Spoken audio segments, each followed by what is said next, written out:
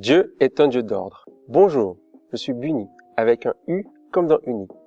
Je veux aider les hommes à se lever de leur appel avec leurs dons, leurs talents et leurs compétences, afin de faire de toutes les nations des disciples. N'hésite pas à t'abonner à cette chaîne, afin d'avoir du contenu le lundi, le mercredi et le vendredi, qui va t'aider à entrer dans ton appel, à faire des disciples et à devenir le leader que tu dois être.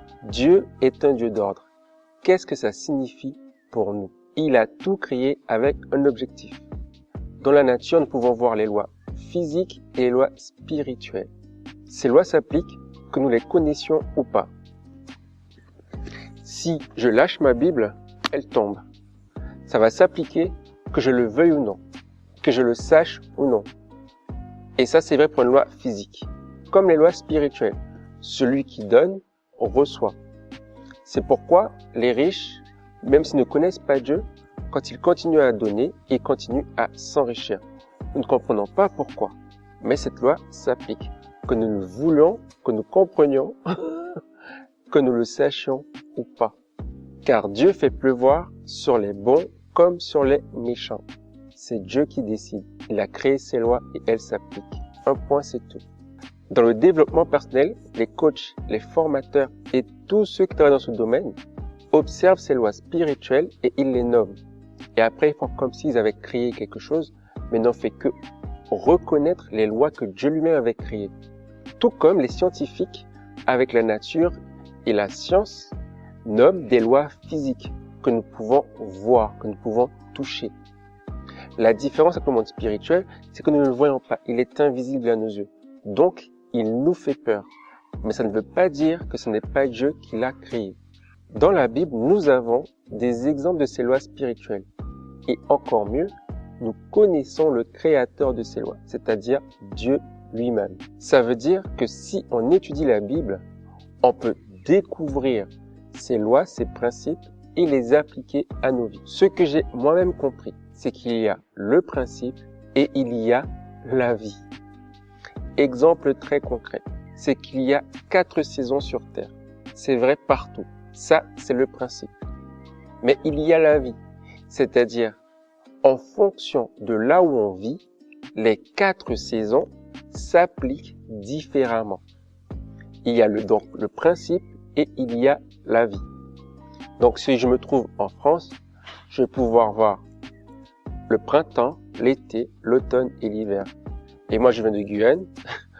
Quand j'étais en Guyane, je ne voyais que la saison chaude et la saison des pluies. Et ainsi de suite. Et en fonction de là où je me situe sur la Terre, le principe des 4 saisons va s'appliquer différemment. Mais ça ne veut pas dire qu'il n'y a pas 4 saisons. J'espère que cette nuance pourra t'aider à comprendre qu'il y a le principe et il y a la vie. Et pour te dire, c'est ainsi que nos pasteurs nous invitent à lire la parole. Ils nous invitent à la lire, à la méditer, afin de prendre le principe, de l'extraire des histoires, des récits, des poèmes, et de les appliquer à nos vies aujourd'hui. Donc, il faut comprendre le principe dans son contexte, il faut pouvoir le faire ressortir, et ensuite utiliser ce principe et l'appliquer à nos vies.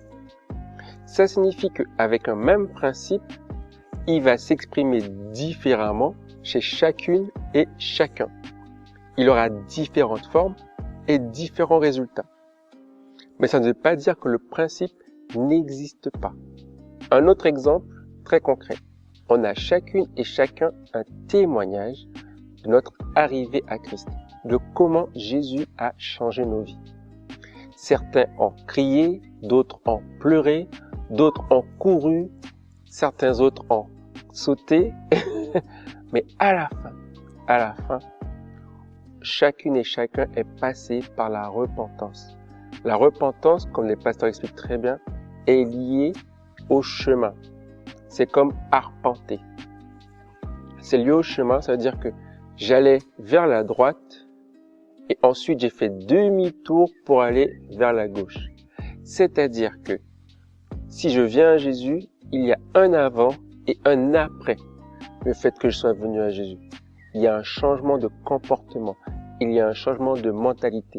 Donc, peu importe les paroles, peu importe les histoires, on doit pouvoir voir un avant et un après Jésus.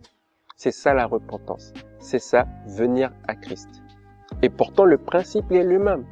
Certains ont crié, certains ont pleuré, mais à la fin, on ne saura qu'il est enfant de Dieu ou qu'elle est enfant de Dieu que si il y a un avant et après Jésus.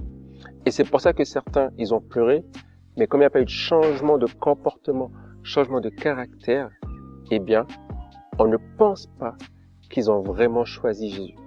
J'espère que tu comprends vraiment la nuance là. Et encore une fois, on peut voir le schéma qui s'exprime. Donc, notre Dieu est un Dieu d'ordre, de principe et de système. Un principe, c'est une règle, une loi. Un système, c'est un ensemble qui respecte un principe pour aller vers un objectif. Voici quelques exemples. Pour avoir un enfant, il faut un homme et une femme. Il y a aussi le système solaire. Il y a les différents astres, les différentes planètes qui tournent autour du Soleil. Et c'est valable tous les jours de l'année. On parle aussi de systèmes politiques, comme la République, comme la dictature ou encore la monarchie. Tous ces exemples sont des systèmes. Et dans la Bible, il y a des systèmes pour tout. Il y a des systèmes évidents, comme pour prier, nous avons le système du Notre Père. Pour choisir un leader, nous avons le système présenté dans 1 Timothée chapitre 3. Pour pouvoir évangéliser, nous avons le système présenté dans les évangiles et dans les actes. Il y a aussi des systèmes moins évidents dans la Bible. Il y a des systèmes pour trouver du travail, pour gagner plus d'argent. Il y a aussi des systèmes pour trouver notre conjoint, des systèmes pour trouver notre appel et bien d'autres systèmes. C'est à nous d'aller les chercher et de creuser la parole pour pouvoir ensuite les appliquer à nos vies. Dieu a tout créé sous forme de système, de l'infiniment grand à l'infiniment petit. C'est prouvé par les scientifiques qui retrouvent les mêmes schémas de déplacement entre les astres dans l'univers et les particules dans un atome. C'est la plus petite unité de matière connue pour le moment. Tu t'imagines, l'univers se retrouve dans un atome. Il n'y a que Dieu pour faire ça, parce que Dieu a tout mis en place avec des lois, des principes et des systèmes que nous pouvons utiliser lorsque nous les comprenons. Donc, avec Dieu, nous ne subissons plus la vie, nous pouvons la préparer avec la méditation, la prière et la foi. J'espère que tu as appris quelque chose aujourd'hui. Si c'est le cas, abonne-toi et laisse un like. Si tu as aimé cette vidéo, partage-la autour de toi. Si tu as des remarques et des questions, n'hésite pas à les laisser en commentaire. J'y répondrai avec plaisir. En attendant, lève-toi et marche. Je suis Jésus, mais je ne suis pas un follower. Simplement j'ai cru, et ce de tout mon cœur. Je le crie partout, avec toutes mes valeurs. Parfois je passe pour un fou, mais toujours dans le bonheur. Je ne connais pas la honte, ni la culpabilité. Ce n'est pas en compte, juste ma réalité. Tout ce que je le fais à 100%. Je vis dans la paix, peu importe le moment. Tout ce que je veux, c'est que tous connaissent la